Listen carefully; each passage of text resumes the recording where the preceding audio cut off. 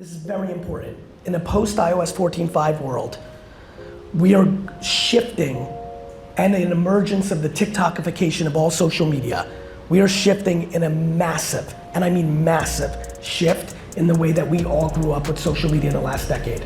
It is literally going inverse, where, and definitely knowing the way you guys and gals have invested, we are going aggressively from a math, CAC, LTV first mentality that has some commoditized slash intrigue in the creative to a creative first affirmation from consumer interest, then deploying math model. Math was at the forefront for the last decade for a lot of the companies here, and definitely the ones in your portfolio, many of which did incredibly well, moved first on underpriced math. Creative art and deep segmentation work and creative that is relevant for many different segmentations to create consideration to sell your thing.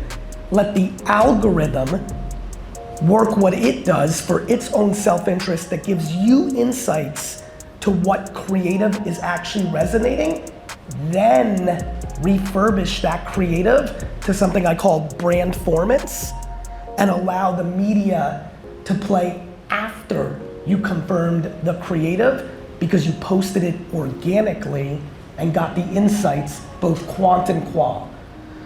Okay, let me say it again. What I believe almost everybody here that's selling direct to consumer or trying to drive people into store need to do, every company here without knowing a clue of if people are starting day one or are very far along, is produce somewhere in the ballpark of, just guessing this room, 17 to 58 pieces of organic creative a day against 12 to 25 different consumer segmentations. Try to be great at that. This is not spray and pray. This is not throw against the wall and see what sticks. This is not test and learn. This is market every day to your consumers as if it was a print or radio ad or a commercial every day, thoughtfully, put out 50 pieces of creative, watch the algorithms take them, because that's where social is now. The reason I invested in Tumblr all those years ago, thank God I wasn't making videos back then. I invest in Tumblr, I have drinks with David Karp, it gets locked in. I call AJ and go, AJ, 3 months, my brother AJ, 3 months earlier I invested in Twitter, 6 months earlier I invested in Facebook. I call AJ, I go, AJ, I just invested in the company that's gonna be bigger than Facebook and Twitter combined. Tumblr. He's like, why? I'm like, interest. They're building an interest graph, not a social graph. People change, and you don't keep the same friends in high school and college and things of that nature, but the interest you're into stays with you. It's why I was so early on TikTok. When it was Musically, I'm like, fuck, here it is. Remember when you were like, you're weird, you're going to jail, you're hanging out with all the 14-year-old dancing girls? Yep. So when that happened, I was like, this is it. This is what I was waiting for Tumblr to do. And so everything I just talked about in detail is we are shifting to the interest graph, not the social graph. And it's a big opportunity for a lot of you. And if you're able to get good at the game I just laid out, I believe that is the moat, that is the arbitrage of the next half decade. People overthink positioning. Like, I talk a lot lately about don't be an expert, be an enthusiast. Everyone's losing in content right now because they're like, I'm an expert. And then we are like, you're not, and it's over before you start. That's right. Right? I've never said I was an expert, and I actually am in the shit that I talk about. I did 15 years of wine before I talked.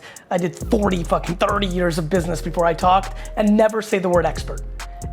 You know why? Because I'm not insecure about it, I am it.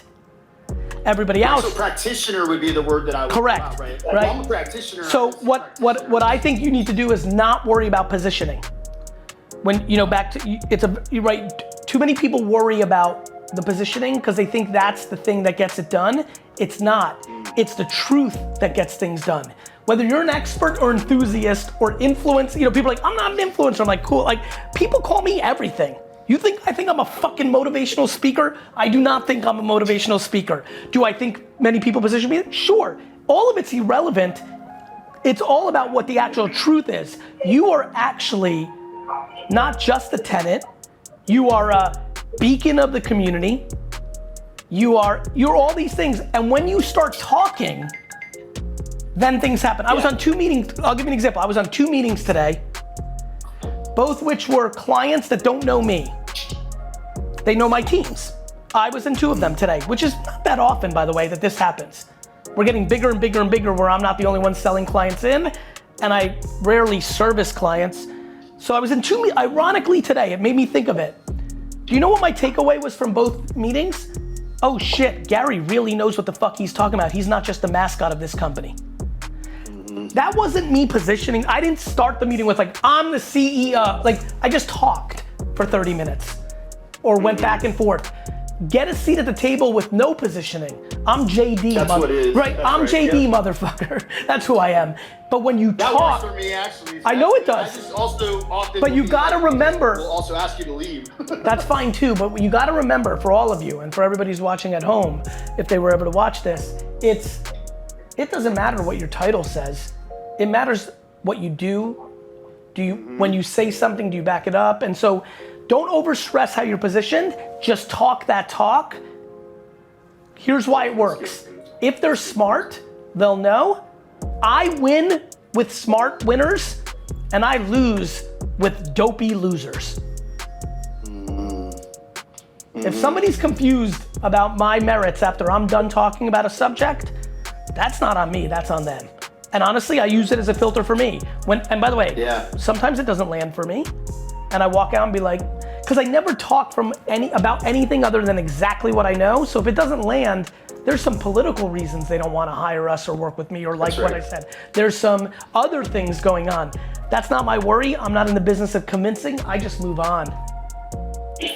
That's great. That's very encouraging. That's actually true to my actual way, but I just feel like I've been beating on these doors so long. I'm like, it's I get frustrating, it. right? Listen, and I continue to be talked about as the wine guy, an influencer, a motivational speaker, and I'm building some of the biggest businesses. Like, I'm building the most successful advertising agency in the world. Nobody even knows I have a job. Everyone's like, one of the top 10 searches is, what does Garyvee actually do?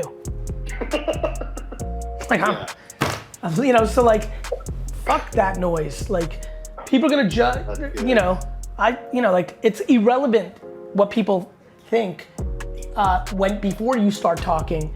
It's important what people think after you're done talking your truth. Sometimes it's not gonna land because they don't care what you have to say. They have a financial incentive, a political incentive. They've already decided who they want to play your role, and that's just life. Yeah. Awesome. I mean, really we lost a recent, encouraging. I'll give you a good one. We lost a recent pitch. It was fire. I was so proud of my team. And like, I was baffled by it for a few minutes. And then like somebody walked by and was like, oh, the agency they picked is the son-in-law of one of the partners. I'm like, oh. They just had to have the two other bids or whatever. Yeah, I'm like, I wish we knew that before we put in that work, but cool, Right. like Mazel Tov. Like that's, of course, like that doesn't bother me at all. That's life. All the time. So that, all right.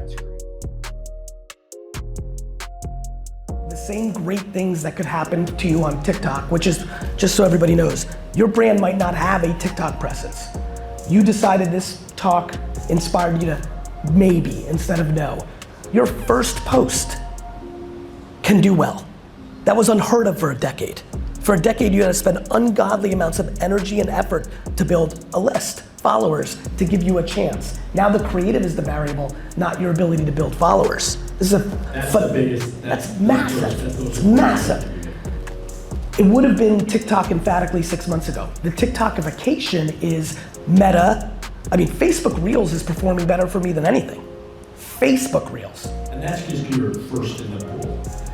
Yes, comma, the thing that's blown me away is 25 to 35 year olds. Like, I don't even know any 25 to 35 year olds that are on Facebook, yet it's dominating for me against that segmentation. So Meta has publicly said they're changing their algorithms to more interest than just followers, and I think they're sandbagging how heavy they have to go to get there.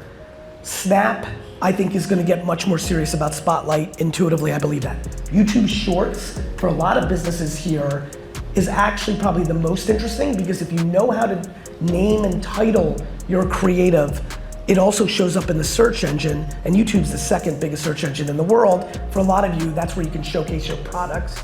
There's a lot there. So I'd argue YouTube Shorts is incredibly interesting. Twitter has announced that they're gonna make a much bigger play towards the creative. So, I would say 6 months ago, it was pot committed TikTok. I would argue that they're all going through the merit of the creative is the distribution now. And so all of them, and because the best of the best are so focused on TikTok, there might be even more arbitrage in YouTube Shorts or Facebook Reels and things of that nature.